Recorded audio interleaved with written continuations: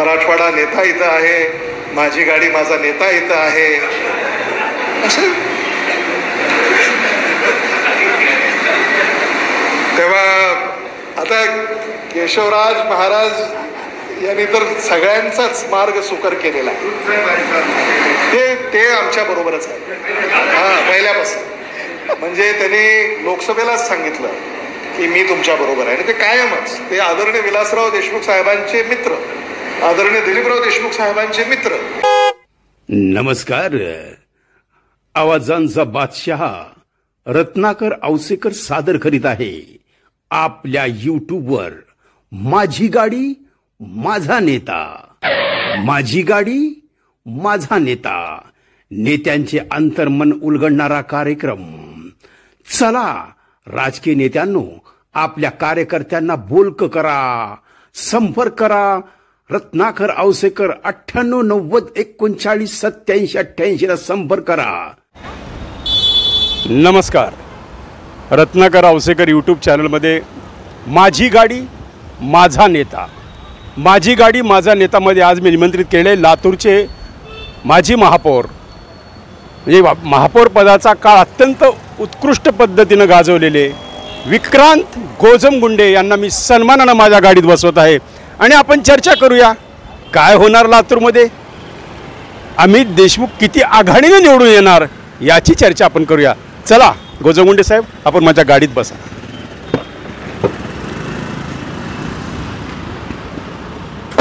तर मग चला मित्रांनो तर आता जाणून घेऊया विक्रांत गोजमगुंडे यांचा जीवनपट. म्हणजे बालपणातले विक्रांत ते आज महापौर विक्रांत गोजमगुंडे. आमच्या प्रेक्षकांना आपली माहिती द्या सर. सर्वप्रथम मी आपल्या माध्यमातून तुमच्या सर्वच दर्शकांना नमस्कार करू इच्छितो आणि तुमचे विशेष कौतुक आणि अभिनंदन करू इच्छितो, कारण तुमचा माझी गाडी माझा नेता हा कार्यक्रम अल्पावधीत लोकप्रिय झालेला आहे. आणि आता सकाळचा भोंगा हा सुद्धा एक नवीन कार्यक्रम तुम्ही लातूरकरांसाठी आणलेला आहे आणि तोही गाजतोय. वयाच्या कुठल्याही टप्प्याला माणसामध्ये कल्पकता असेल तर दर्शकांना भुरळ कशी पाडता येते आणि चर्चेत कसं राहता येतं हे खऱ्या अर्थानं तुमच्याकडून शिकलं पाहिजे. मी तसं माझा परिवार हा शेतकरी कुटुंबातून आलेला आहे. माझे वडील लातूरचे नगराध्यक्ष राहिले, माझे काका हे मराठवाड्यातील सिने अभिनेते श्रीराम गोजमगुंडे पहिले सिने अभिनेते ते होते. त्यामुळे एक कौटुंबिक पार्श्वभूमी आहे आणि त्याचा फायदा निश्चितच राजकारणामध्ये येण्यामध्ये झाला. कलाक्षेत्राचा वारसा आहे आपल्या परिवारात कलाक्षेत्राचाही आहे, राजकीय क्षेत्राचाही आहे. आणि 27व्या वर्षी मला अमितजी देशमुख साहेबांनी महापालिकेला तिकीट दिलं. मी निवडून गावभागातून आलो. खरं तर आपलं घर जुनं घर ज्या भागात आहे त्याच परिसरातून मला प्रतिनिधित्व करण्याची संधी मिळाली. आणि मग प्रभाग समितीचा सभापती, स्थायी समितीचा सभापती, परिवहन समितीचा सभापती आणि लातूरचा महापौर होण्याचं भाग्य मला मिळालं. आणि आज तो प्रवास सुरू आहे. तुम्ही आज शेजारी घेऊन या गाडीमध्ये माझी मुलाखत करता इथपर्यंत तो प्रवास येऊन पोचलेला आहे. हा विलक्षण प्रवास आहे मित्रांनो. खरं सांगतो यांची कल्पकता, कारण विक्रांतने जे सजवलेलं महानगरपालिकेचं ऑफिस मी पाहिलं, मी सुद्धा अवाक झालो. म्हणजे कल्पकता, कलाक्षेत्र या सर्वांशी जुळलेला हा माणूस आहे. आणि सगळ्यात महत्त्वाचं म्हणजे अमित देशमुखांचा खास माणूस. मित्रांनो, विक्रांतच्या आता मुद्द्यालाच हात घालूया. काय होणार लातूरमध्ये, कारण एकीकडं शिवराज पाटलांच्या सुनबाई आणि एकीकडं विलासरावांचे सुपुत्र. फार जंगी लढाई आहे. आणि आपण या लढाईकडे कसं बघतात? नाही, मी या लढाईकडे एका वैचारिक लढाईसारखं बघतो. आणि आपण विचारलं की काय होणार लातूरमध्ये, तर मला वाटतं की जे नेहमी होत आलंय ते होणार आणि काँग्रेस पक्ष विजयी होणार. लढाई मोठी आहे का लहान आहे हा तसा मुद्दा गौण आहे, कारण कुठलीच लढाई ही लहान नसते. प्रत्येक लढाई ही मोठी. दरवेळेसपेक्षा विक्रांत यापर्यंत थोडंसं जास्त तणाव टेन्शन आहे काँग्रेसकडं. नाही, असं मला तरी कुठं जाणवत नाहीये. काल स्वतः शिवराज पाटील भाजपच्या कार्यालयात जाऊन त्यांनी देखरेख केली. आता त्यांनी इंटरेस्ट घेतलेला आहे सुनाला आमदार करायचा. नाही, शिवराजजी पाटील चाकूरकर साहेब हे आमचे श्रद्धास्थान आहेत आणि त्यांची उंची एवढी मोठी आहे की माझ्यासारख्या व्यक्तीने त्यांच्याबद्दल बोलणं योग्य नाही. आणि ते आजही आमचे श्रद्धास्थान आहेत, कालही आहेत आणि उद्याही आमचे श्रद्धास्थान राहतील. आणि मग आमच्या नेतृत्वाने तसा उद्घोष वारंवार केलेला आहे. त्यामुळे टेन्शनचं काही वातावरण नाही. पण आमच्याकडं एक सुसूत्रता असते. अमितजी देशमुख साहेबांची प्रचार यंत्रणा म्हटलं की सुनियोजित प्रचार यंत्रणा आमच्याकडे असते. आमच्याकडे कुठेही गडबड गोंधळ तुम्हाला पाहायला मिळणार नाही.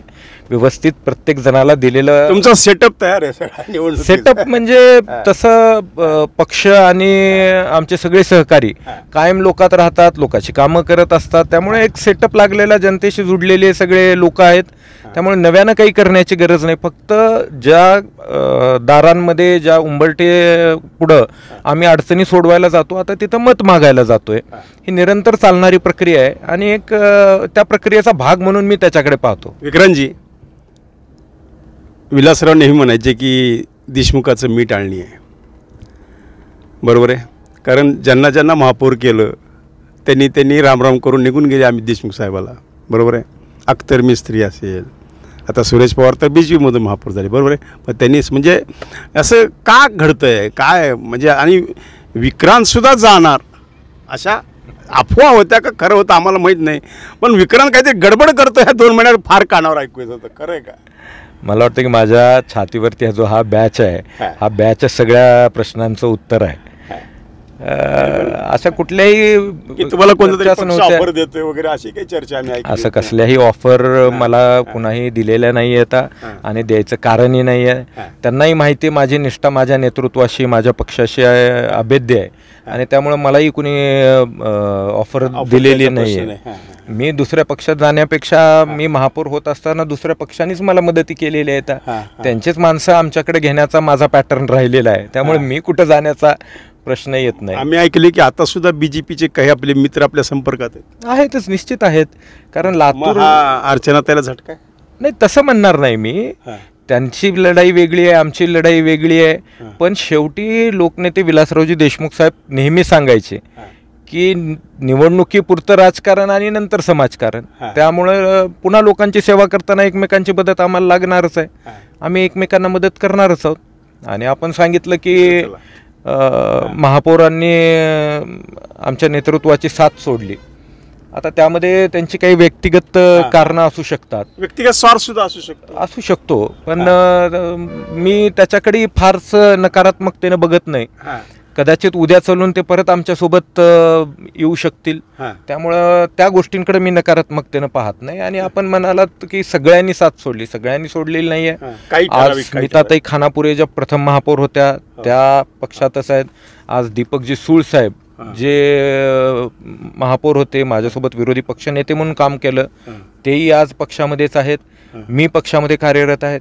त्यामुळं प्रत्येकजण साथ सोडला असं नाही, काही व्यक्तिगत त्यांच्या अडचणी. ठीक आहे. विक्रांतजी, आपण महापौर असताना अशी ठळक कामं मला सांगा की जी अमित देशमुखांच्या संकल्पनेतून घडली आणि हे काम विक्रांतनं केलंय असं कामं सांगा.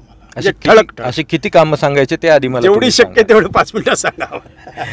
सगळ्यात महत्वाचं म्हणजे भरपूर कामं केली. आपण भरपूर कामं केलेली आहेत. 2.5 वर्षामध्ये 262 कोटी रुपयाचा निधी लातूर महापालिकेला उपलब्ध झाला. हे आजपर्यंत सगळ्यात मोठं रेकॉर्ड आहे. कुठे 262 कोटी सगळे खर्च केलेले आहेत, त्याची कामं पूर्ण झालेली आहेत आणि आम्ही त्याचे पत्रक दारोदारी वाटलेले आहेत. आणि आज नाही, 2 वर्षापूर्वी आम्ही ते माझा कार्यकाळ झाला त्यावेळेस मी जाहीर केलेला आहे. त्याचबरोबर आम्ही 262 कोटी फक्त महापालिकेचे, फक्त महापालिके 2.5 वर्षाच्या काळात. म्हणजे पुन्हा केंद्राचा राज्याचा निधी वेगळा, तो वेगळाच आहे सगळा. त्याच्यानंतर त्याच्या पूर्वीच्या 2.5 वर्षात आलेला निधी वेगळा आहे आणि त्याच्यानंतर माझा कार्यकाळ संपला. त्याच्यानंतर प्रशासक राज आता 2.5 वर्ष आहे, त्या काळातला निधी वेगळाच आहे. पण अमितजी देशमुख साहेबांच्या संकल्पनेतून आणि प्रयत्नातून लातूर शहर महापालिका ही देशातील एकमेव महापालिका आहे जी आमच्या महिलांना मोफत सिटी बस सेवा देते. कोणती महानगरपालिका देत नाही. देशातील एकही महापालिका नाहीये. फक्त दिल्ली राज्य सरकारकडनं ती योजना चालू आहे, तेही स्टेट गव्हर्नमेंट. कोणाची संकल्पना? ही अमितजी देशमुख साहेबांची संकल्पना आहे.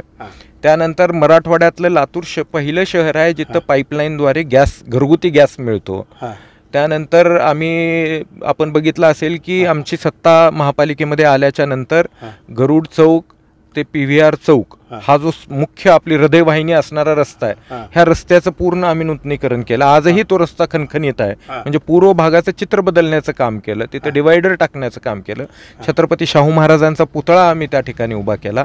मी महापौर झाल्यानंतर आम्ही जी देशमुख साहेबांनी मला शादीखान्याचं प्रारंभ करायला सांगितलेला होता, आम्ही त्यांना विनंती केली की आपण येऊन नारळ फोडा. ते म्हणाले की मी नारळ फोडणार नाही, काम झाल्यानंतर मी येईन. ते कामाला प्रारंभही केला. मध्यंतरी कोविड आला आणि कोविडच्या परिस्थितीवर मात करून सुद्धा तो शादीखाना आज निर्माण झाला. आणि देशातील सर्वोत्तम वास्तूपैकी एक ती वास्तू आहे. आणि आपण सगळ्यात मोठं जर मला समाधान वैयक्तिक कुठल्या एखाद्या कामाचं असेल तर ते कोरोना काळात केलेल्या कामाचं. म्हणजे माझ्या नाही, विरोधक तर टीका करतात की आम्ही देशमुख साहेब कोरोनात परदेशला होते, इस्तंबूलला होते. काय फरक आहे? आता विरोधकांना केवळ तोंडाच्या वाफा उडवायच्या असतील, टीका व्यक्तीवर व्यक्तिद्वेष आहे. व्यक्तिद्वेषच म्हणावा लागेल. कारण एखादा व्यक्ती राज्याचा वैद्यकीय शिक्षण मंत्री आहे आणि कोविडचा काळ आहे, अशा परिस्थितीत तो परदेशला कसा जाऊ शकतो. आणि परदेशाचं त्यांचं जर कनेक्शन आपल्याला सांगायचं असेल तर फक्त एक आहे की रेमडेसिवीर आपल्याकडे उपलब्ध होत नव्हते. त्यावेळेस त्यांनी प्रयत्न केला, केंद्र सरकारशी त्यांनी संपर्क केला आणि अगदी बांगलादेशवरनं रेमडेसिवीर आपण मागवलेले होते. त्याच्यात त्याचं योगदान आहे. मी ज्या पद्धतीनं सांगितलं, कोविडचा एकही दिवस, तुम्ही महापौर होता ना, अगदी कोरोना काळात मी महापौर म्हणून मला अवघे 2-3 महिने झालेले होते.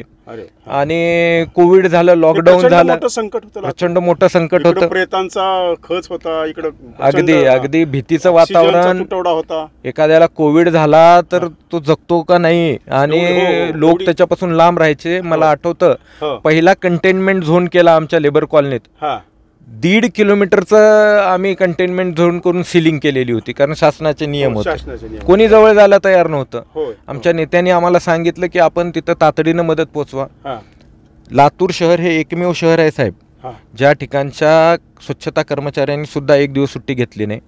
कंटेनमेंट झोन झाला तर त्यामध्ये भाजीपाला, दूध, धान्य हे सगळे आमचे कर्मचारी नेऊन मध्ये द्यायचे.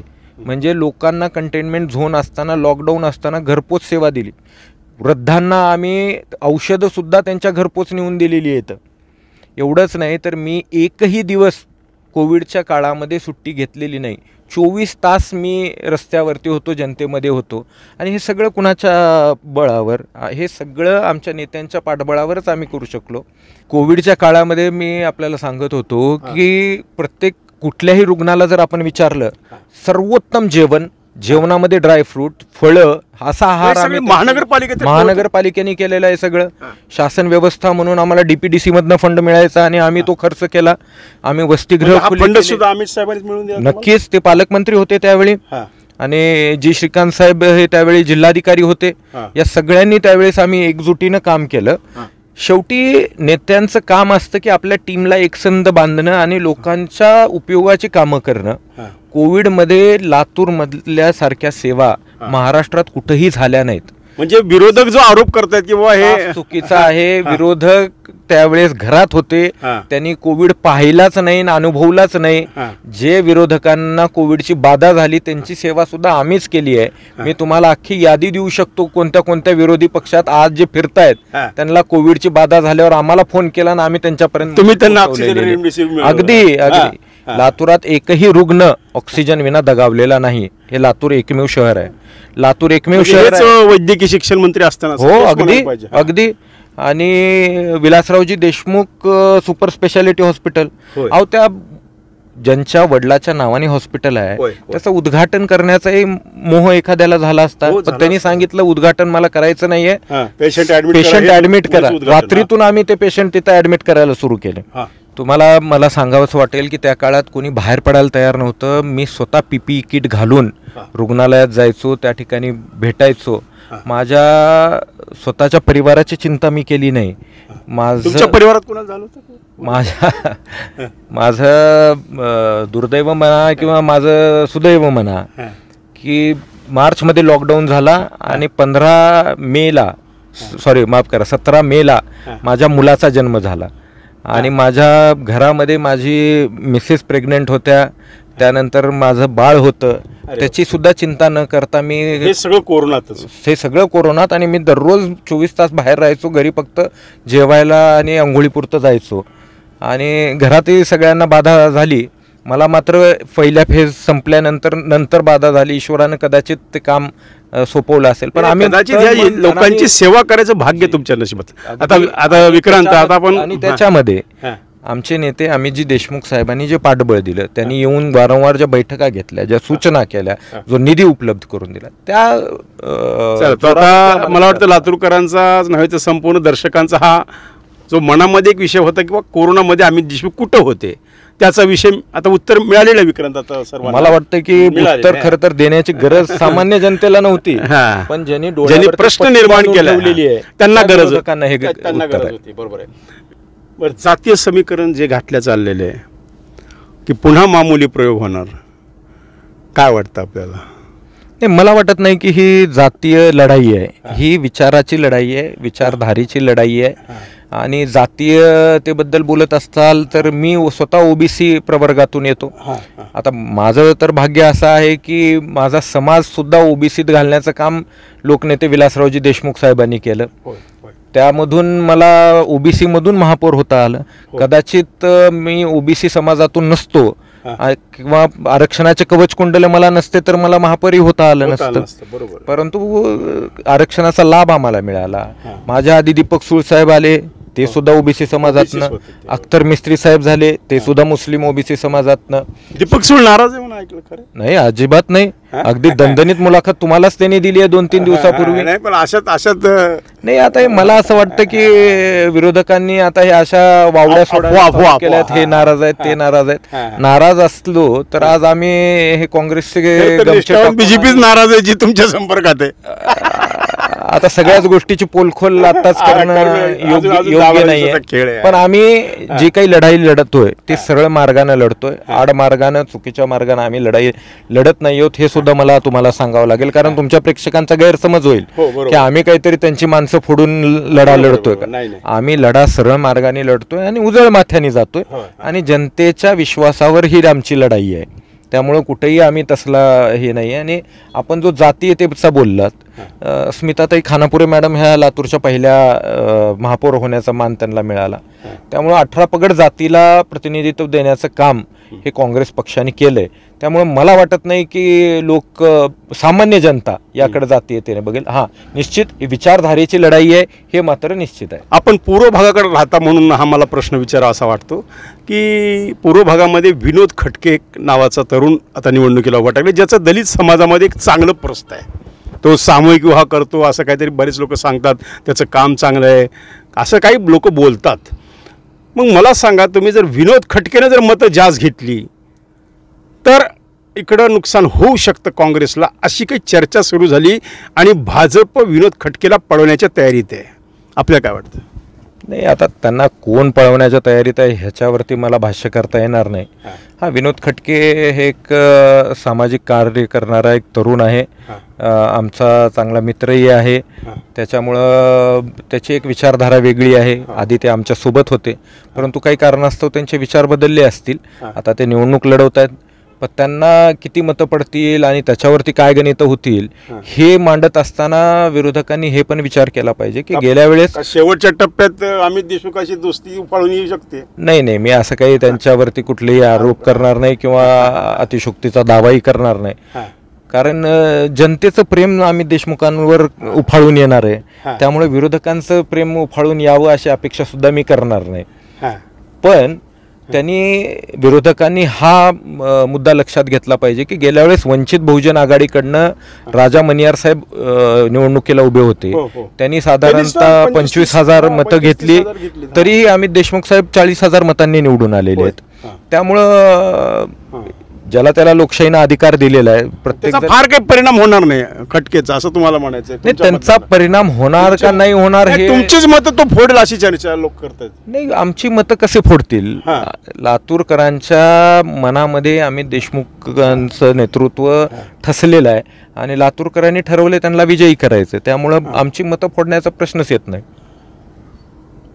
विक्रांतजी, ही निवडणूक अत्यंत चुरशीची होती असं काही पत्रकार मित्र म्हणत आहेत.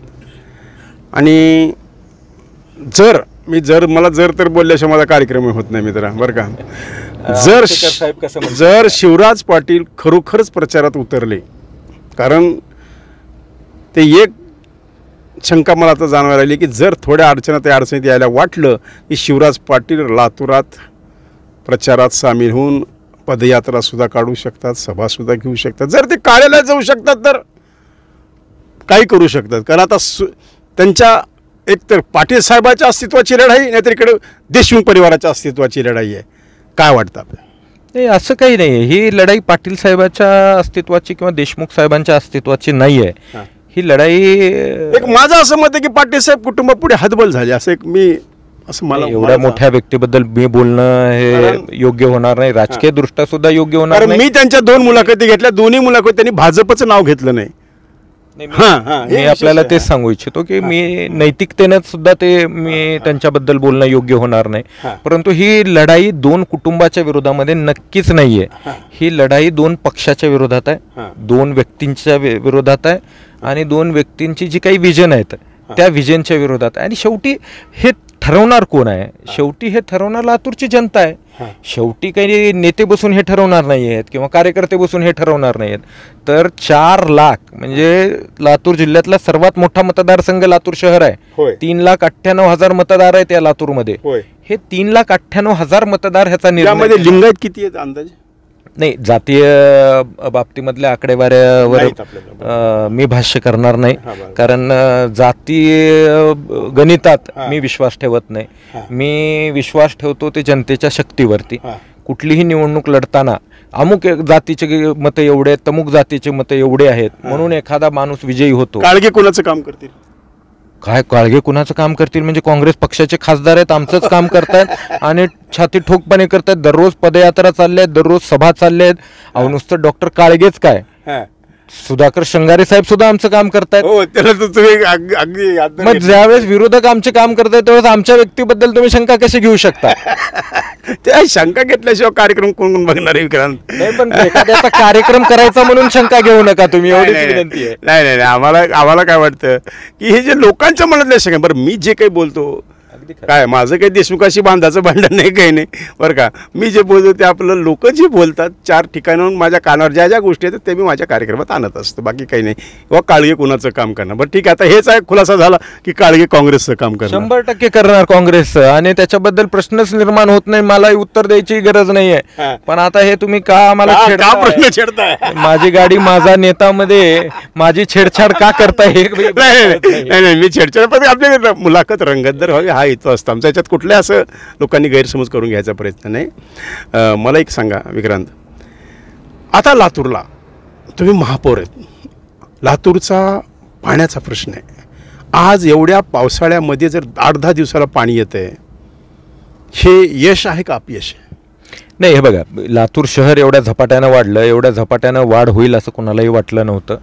20 वर्षापूर्वी ज्या योजना केलेल्या होत्या त्या योजना आता अपुऱ्या पडायला लागल्या. मग आम्ही शासनाकडे प्रस्ताव पाठवले, त्याला निधी उपलब्ध करून घेतला. आता तुम्ही बघितलं असेल 350 कोटीचा निधी दिला. पण त्यामध्ये शहरांतर्गत पाईपलाईन टाकणं, शहरांतर्गत पाण्याच्या टाक्या उभा करणं आणि विशेष करून हरंगुळ येथे जलशुद्धीकरण केंद्राची कॅपॅसिटी आपल्याला वाढवायला लागते. मुळात प्रश्न असा आहे की धरण भरलं तरी लातूरला पाणी का नाही आहे 8 दिवसाच्या आत भेटत? आता तर 4 दिवस 5 दिवसाला पाणी मिळतंय. आपल्या हरंगुळच्या जलशुद्धीकरण केंद्राची तेवढी पाणी फिल्टर करण्याची कॅपॅसिटी नाही आहे आणि ते पंप करण्याची तिथून कॅपॅसिटी नाही आहे. परंतु आम्ही तोही प्रस्ताव दिला, त्यालाही शासनाने खोडा घातला. परंतु पर्यायी पाईपलाईनला मात्र निधी उपलब्ध करून दिला. त्यामुळं शासन देताना सुद्धा आम्हाला कसा अन्याय करतं आणि जाणून बुजून कोंडीत पकडतं. आणि पुन्हा हेच सत्ताधारी आम्हाला प्रश्न विचारतात की लातूरला पाणी का नाही, महायुतीच्या लोकांनीच अडवलेलं. अहो, अगदी फसवणूक केलेली आहे लातूरकरांची आणि त्याचं खापर आम्ही देशमुखावर फोडतोय, आमच्या सगळ्यांवरती फोडलं जातंय. मला सांगा की ज्या लातूरला देशामध्ये घनकचरा व्यवस्थापनामध्ये आम्ही पहिला क्रमांक मिळवला, त्यावेळेस स्थायी समितीचे सभापती अशोक गोविंदपूरकर साहेब होते. त्यानंतर राष्ट्रपतींच्या हस्ते पुरस्कार मिळाला. तो पुरस्कार सुद्धा घ्यायला आम्ही एका स्वच्छता महिलेला घेऊन गेलो हो, मी स्वतः त्यावेळेस महापौर होतो. होय. मग एवढे पुरस्कार आमच्या काळात मिळत होते, तर आता हा बोजवारा का उडाला? 2.5 वर्ष झालं यांनी आणून बसवलेले आयुक्त आहेत, पालकमंत्री यांचे आहेत, मंत्री यांचे आहेत, शासन यांचं. पालकमंत्री हो शोधान 100 रुपये मिळवा हे बोर्ड आता लोक लावणार. 100 कशाला? मी तर 10 लाख रुपये द्यायला तयार आहे. माझ्या खिशात नाहीये, पण मित्राकडनं घेऊन द्यायला मी तयार आहे. पालकमंत्री फक्त टक्केवारी घ्यायचे आणि डीपीडीसीच्या कामाचं वाटप करायचं, ह्याच्या पलीकडे कामच त्यांनी केलेलं नाहीये. फक्त 50 आरोप आहे. कार्यक्रम आहे लातूर. अगदी किती खोके, 50 खोक्याच्याही पलीकडे आकडे गेलेले आहेत. अरे बापरे. 50 खोक्याला सुद्धा आता लाज वाटेल अशी परिस्थिती या ठिकाणी नेली आहे. एवढी टक्केवारी वाढलेली मंत्र्यांची. मंत्र्यांनी काय धुमाकूळ घातलेला आहे. इथल्या कुठल्याही कार्यालयात जा तुम्ही, सगळीकडे तीच परिस्थिती. अधिकारी सुद्धा बेबंद वागतायत. मनपा हे ओरबडण्याचं ठिकाण झालेलं आहे. मनपाची मालकी सगळ्याला करायची, पण मनपाची जबाबदारी घ्यायला कोणी तयार नाहीये या ठिकाणी. अशी ही परिस्थिती आहे. आणि मग बोलायला चांगलं आहे, म्हणजे सगळा घोळ आपण घालून ठेवायचा. त्या कचऱ्यामध्ये कोणाचे लागे बांधे हे तमाम लातूरकरांना माहिती आहे. ते विरोधक तर म्हणतात ह्याच्यात अमित देशमुखचं हित आहे म्हणे, कुणाला तरी जवळच्या माणसाला द्यायचं. कसं हित राहू शकतं त्यांचं हित असतं तर एवढा बोजवारा उडाला असता का? ह्याच्यामध्ये कुणाचे वेस्टेड इंटरेस्ट आहेत हे लातूरकरांना माहिती आहे. आता आलेलं कंत्राटदार कुठून आलाय ते सुद्धा माहिती आहे. 2.5 वर्ष त्याला कंत्राट का मिळू नये? तुम्हाला आश्चर्य वाटेल की मी महापौर असताना शेवटच्या सर्वसाधारण सभेमध्ये मागच्या संस्थेचं टेंडर आम्ही रद्द करण्याचा एकमुखी ठराव केला, परंतु 2.5 वर्ष त्याच्यावरती कारवाई झाली नाही. मग त्याला कोण रोखून धरलेलं होतं? कोण पैशाचे त्याच्यामध्ये व्यवहार केले? कचऱ्यामध्ये पैसे खाण्याचं काम ज्यांनी केलं, आता ते आम्हाला प्रश्न विचारतायत. म्हणजे चौचुहे अशा पद्धतीचं काम आहे हे सगळं. विक्रांतजी चांगलं झालं नाही बरोबर, तर बॅनर लावणार आमच्यामुळे झालं, आम्ही हे केलं, आणि वाईट झालं की त्याचं खापण आमच्यावर. विक्रांतजी, आरोप असा केला जातोय की लातूरमध्ये जे काही सुखसोयी आहेत सध्या, म्हणजे लातूरमध्ये एक प्रकारे ज्या पद्धतीनं असं फ्री हँड द्यायला पाहिजे अधिकाऱ्यांना वगैरे मिळत नाही, अशी काही तक्रारी सध्या. हो, प्रत्येकाला वरून फोन येतो. आता एखाद्या सामान्य माणसाचं काम घेऊन गेलं, त्याच्या विरोधात पैसेवाला माणूस असला तर साधा त्याला बांधकाम परवाना मिळू दिला जात नाही. एखाद्याला काही उद्योग चालू करायचा, एखाद्याला काही व्यवसाय चालू करायचा. काही नागरिकांचे फोन आले, तुम्ही महापौर होतात म्हणून तुम्हाला हा प्रश्न मला छेडा वाटतो की आज कित्येक फायली अशा पिंडी की ज्यांना परवानगीच मिळत नाही बांधकामाला. तेच तर कारण आहे. काय याच्यात हित काय? साराचं कुरण झालेलं आहे. तिथं भोग चढवल्याशिवाय कसलाही तिथून कागद द्यावाच लागतो. आणि हे केवळ आयुक्तापुरतं नाहीये. मी आयुक्तांना दोष देणार नाहीये. त्यांच्या माध्यमातून वर बसलेले लोक हे सगळं करतायत. त्यांना बसवणारी मंडळी ही वरची आहे. अगदी मंत्रालयातून प्रत्येक टेंडर असेल, प्रत्येक काम असेल, प्रत्येक गोष्टीबद्दल फोन येतात. एखाद्याचा बांधकाम परवाना अडवला जातो, एखादा बिल्डर गेला तिथं, त्याला 4 मजल्याची इमारत करायची असेल तर ती सुद्धा सहज करता येत नाही. एवढं जाऊ द्या, सामान्य माणसाला 1 मजली 2 मजली घर बांधायचं असेल त्याच्यात सुद्धा पैसे मागितले. तुम्ही महापौर असताना आळा घातला होता? अगदी 100% त्याच्यावरती आळा होता. त्याच्यावरती आम्ही ऑनलाईन सिस्टीम चालू केली. तीच ऑनलाईन सिस्टीम आज यांनी बंद पाडण्याचं काम केलेलं आहे. शेवटच्या टप्प्यामध्ये काही चुकीचे गैरप्रकार आमच्याही काळामध्ये व्हायला लागले. त्याच्याबद्दल आम्ही सर्वसाधारण सभेमध्ये त्या अधिकाऱ्यांना खडसावून जमिनीवर आणलेलं होतं आणि असले सगळे प्रकार आपण बंद केलेले होते. काही लोकांनी त्याही काळात प्रयत्न केला, पण आम्ही तो प्रयत्न चालू दिला नाही. मला सांगा औसेकर साहेब, आजपर्यंत माझ्यावर भ्रष्टाचाराचा एक डाग नाहीये किंवा आमच्या नेत्यावरती भ्रष्टाचाराचा डाग नाही. माझ्या कुठल्या सहकार्यावरती भ्रष्टाचाराचा 2.5 वर्षामध्ये डाग नाही. एक तरी आरोप विरोधक करू शकतात का आम्ही 1 रुपया कुठं खाल्ला म्हणून? आज आम्ही जे धडधडीत आपल्याला सांगू शकतोय की डीपीडीसी मध्ये 10% दिल्याशिवाय कुठलाही निधी मंजूर होत नाही, हे कुणाच्या खिशात जातंय? लातूर शहरामध्ये कुठलंही काम करायचं असेल, नवीन उद्योग करायचं तर आता लोक त्यांच्याकडे जायला लागलेले आहेत. हे लातूरमध्ये कधीच घडत नव्हतं. 7-7 खून होतात लातूरमध्ये. हे लातूर सुरक्षित राहिलंय का? आणि हे सगळं पाप हे लातूरच्या पालकमंत्र्यांचं पाप आहे, सत्ताधाऱ्यांचं पाप आहे. विक्रांतजी, BJPचा चांगला संसार सुखानं चालला होता लातूर महानगरपालिकेत. काय चमत्कार केला विक्रांतने, बरोबर आहे का नाही? हा चमत्कार माझा नाहीये, हा चमत्कार नियतीचा आहे. आणि तुम्ही म्हणालात की BJPचा संसार सुखाचा चाललेला होता. सुखाचा वगैरे काही चालला नव्हता. सुखाचा चालला असता तर त्यांच्यातलीच काही मंडळी आमच्याकडे आली नसती की आपण पुढाकार घ्या आणि आपण विकासाच्या मुद्द्यावर त्या ठिकाणी. बीजेपीला पाडून तुम्ही महापौर झालेला, बीजेपीचं सरकार हे करून. बरोबर आहे, पण त्या काळामध्ये परिस्थिती अशी झाली, 2.5 वर्ष ज्यावेळेस झाले त्यांच्यामध्ये एवढी बेदिली माजलेली होती. एक पदाधिकारी दुसऱ्याला बोलायला तयार नव्हता. एका पदाधिकाऱ्याने विकास कामाची यादी केली की दुसरा पदाधिकारी त्याच्या तोंडावर तो फाडून टाकायचा. म्हणजे असा कारभार चालला होता. लातूरकर कंटाळलेले होते आणि त्यांच्यातल्या काही लोकांच्या ते लक्षात आलं. मग त्यांनी आमच्याशी संपर्क केला की आपण विकासाच्या मुद्द्यावर एकत्र येऊया आणि लातूरसाठी काहीतरी चांगलं करूया. त्यामुळं चंद्रकांत बिराजदारजी आमच्यासोबत आले, गीता गौड मॅडम आमच्यासोबत आल्या, अपक्ष आणि वंचितचे त्या काळात असणारे पूर्वीचे राष्ट्रवादीचे नेते आत्ताचे जिल्हाध्यक्ष राजा मनियार साहेब आमच्यासोबत आले आणि आम्ही हसत खेळत त्या ठिकाणी सत्ता स्थापन केली. त्याच्यामध्ये काही कुणाचं चुकीचे गैरप्रकार आम्ही केलेले नाही. फक्त विकासाच्या मुद्द्यावर आम्ही आलो आणि त्याचे परिणाम सुद्धा लातूरकरांना मिळाले. अगदी पहिल्या दिवसापासून मी आणि उपमहापौरांनी अंग झाडून काम चालू केलं आणि तुम्ही बघितलात की 2.5 वर्षाच्या कारभारावर लोक अत्यंत त्या ठिकाणी खुश आहेत. लोक आजही समाधान व्यक्त करतात, कुठलाही आमच्यावर चुकीचा आरोप करत नाहीत. मी तर असं म्हणेन की नियतीने तो कौल दिला. कदाचित 2.5 वर्ष जर पुन्हा भाजपाची लोक असती तर आज या लातूर शहरामध्ये सामान्य बकाल जगणं मुश्किल झालं असतं.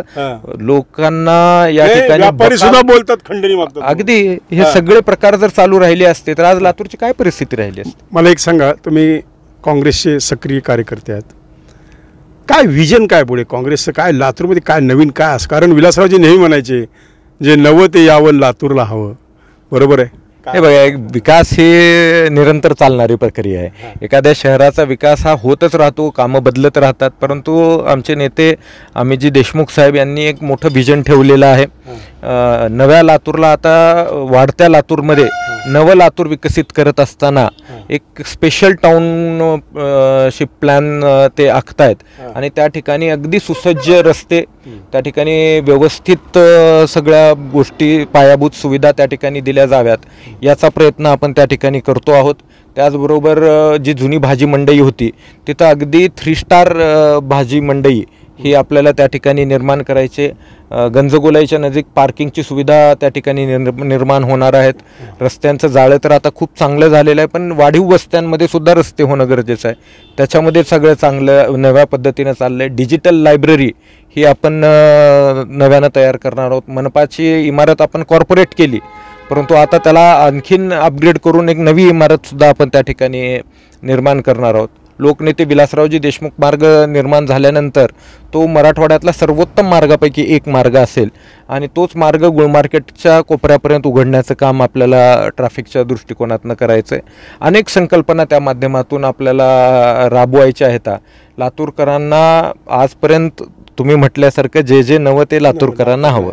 त्यामुळं मोफत सिटी बस लातूरकरांना दिली, गॅसद्वारे पाईपलाईनद्वारे घरगुती गॅस लातूरकरांना दिला, उत्तम दर्जेचे रस्ते, आज मुख्य रस्ते जर तुम्ही बघितले उत्तम दर्जाचे आहेत. गल्लीबोळातले रस्ते थोडेसे खराब झालेले असू शकतात. मलनिस्सारण योजना दिला, पाणीपुरवठा योजना दिली आणि आणखीन त्याला जे जे लागणार आहे ते सगळं या लातूरमध्ये उपलब्ध होणार आहे. आणि दुसरं, लातूरकरांसाठी, तरुणांसाठी इन्क्युबेशन सेंटर हे लातूरमध्येच निर्माण व्हावं यासाठी प्रयत्न चाललेला आहे. आणि लातूरला विभागीय आयुक्तालय हे होणार 100% होणार याची मला खात्री आहे. त्याचबरोबर विद्यापीठ सुद्धा निर्माण होणार. आता अमित देशमुख मंत्री झाले की लातूरला ते होणार. आमचं सगळ्यांचं तर स्वप्न आहे, सामान्य लातूरकरांचं स्वप्न आहे की ते मुख्यमंत्री व्हावेत. नाही, हे जर आतापासून म्हणलं तर 1 दिवस लवकर होणार. कारण आम्ही विलासरावला 20 वर्षापासून म्हणत होतो, साहेब तुम्ही मुख्यमंत्री. शेवटी विलासराव कंटाळून म्हणले, अरे काय दरवेळेस म्हणता, म्हणले माझं नाव येतं काय होतं. पण मला वाटतं आता जमाना फास्ट झालेला आहे. आता तुम्ही बघत असाल अपग्रेड होतो, फास्ट होतो. अमित साहेबांना वेळ लागणार नाही. ते आपल्या सगळ्यांच्या मनातलं स्वप्न लवकरात लवकर पूर्ण होईल आणि लातूर नेक्स्ट लेवलचं लातूर. किती लीड मिळाला सध्या निवडणुकीत? अमित भाई किती निवडून शकतो? आम्ही जे टार्गेट ठेवलेलं आहे ते 1 लाख मताधिक्याचं टार्गेट ठेवलेलं आहे. 1 लाख मत. आणि त्याच्या पद्धतीनं आम्ही सगळी व्यूहरचना करत आहोत. बूथचे कार्यकर्ते, बूथचे प्रमुख आमचे त्या पद्धतीनं आज झटतायत आणि निश्चितपणानं एक समाधानकारक आणि शोभनीय मताधिक्य त्यांना मिळेल. 1 लाखाचं मत ते विरोधकाचं डिपॉझिटच जायला पाहिजे. नाही, मी असं म्हणणार नाही विरोधकांचं डिपॉझिट जाईल का नाही. आम्ही आमचं मताधिक्याबद्दल आम्ही प्लॅनिंग करतो आहे आणि त्याच्यामध्ये पूर्ण प्रयत्न झोकून देतोय. आम्ही विरोधकांना किती मिळतील ह्याच्याबद्दल मी काही भाष्य करणार नाही. मित्रांनो, असे हे आमचे विक्रांतजी गोजगुंडे महापौर. आणि खरंच मला आनंद ह्याचा वाटतो की महापौर म्हणून जे ठसा पाहिजे लातूरवर, असा देखणा महापौर, असा हुशार महापौर. आणि म्हणजे कसं असतं, कुठला विकास करताना सुद्धा थोडी सौंदर्य दृष्टी पाहिजे. त्यावेळेस तुम्ही विक्रांतचं ऑफिस मी बघायला गेलो खास मुद्दामून. इतकं छान वाटलं असं वाटलं की मी कुठेतरी 5 स्टार हॉटेलमध्ये आलोय. एवढं सुंदर ऑफिस सजवून, आपण 2 सुंदर बगिचे केलेले आहेत अमित देशमुख साहेबांच्या कल्पनेतून. रवींद्रनाथ टागोर नगरला, गांधी मार्केटच्या जवळ आपण वेगवेगळ्या ग्रीन बेल्टमध्ये खेळण्या बसवलेल्या आहेत. समाज मंदिरामध्ये म्हणजे जे बौद्ध विहार आहेत तिथं आपण अभ्यासिका तयार केलेल्या आहेत. आपण शहरातल्या 8 बौद्ध विहारांना कपाटं दिलेली आहेत. डॉक्टर बाबासाहेब आंबेडकरांचं साहित्य, वाचनाचं साहित्य दिलेलं आहे, खुर्च्या दिलेल्या आहेत. म्हणजे तुम्ही सांगितल्याप्रमाणे आपण कारंजे बसवलेले आहेत. प्रदूषण महामंडळाकडनं 5 कोटी रुपये मिळवून आता प्रदूषणाचा निर्देशांक आहे. म्हणजे महापालिकेसमोरून जाता येता तुम्हाला टेम्परेचर किती आहे, लातूरचं प्रदूषण किती आहे हे सुद्धा कळतं. आपण अनेक वाहनं घेतली, सगळं तुमच्या काळात झालं. अगदी हे सगळं आपल्या काळात झालं. आम्ही तुम्हाला पुन्हा एकदा महापौर आपण व्हावं. खरं तर आता विक्रांतनं आमदार व्हायला पाहिजे. आता त्याची लेवल आता हळूहळू वाढायला पाहिजे. अमित भाईंनी जर मनावर घेतलं तर विक्रांत सुद्धा आमदार होऊ शकतात. ती काही फार मोठी गोष्ट नाही आहे. कारण देशमुख ज्याला दगडाला जरी शेंदूर लावला त्याचा हनुमान तयार होतो असं लोक म्हणतात. मित्रांनो, कशी वाटली मुलाखत? लाईक करा, शेअर करा, सबस्क्राईब करा, बेल आयकॉन दाबा. आणि रत्नाकर आवसेकरच्या माझी गाडी माझा नेतामध्ये विक्रांतजी गोजगुंडे आले. मी त्यांचं आभार व्यक्त करतो. आपण पण अमित भैया तर मोठे होणार, पण तुम्ही पण लवकरच मोठ्या पदावर आम्हाला दिसावे याच मनोकामना शुभकामना आम्ही तुम्हाला देऊन कार्यक्रम संपवतो. नमस्कार सर.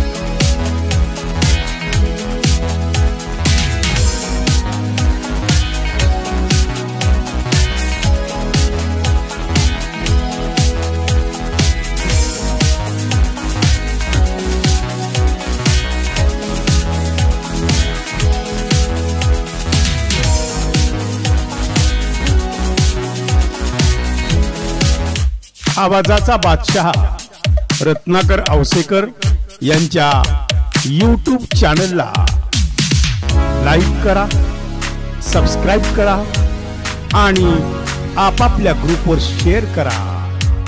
चला, आपल्या मोबाईलवर सर्वप्रथम आमचा कार्यक्रम मिळवण्यासाठी सहकार्य करा. Ratnakar Awasekar YouTube channel.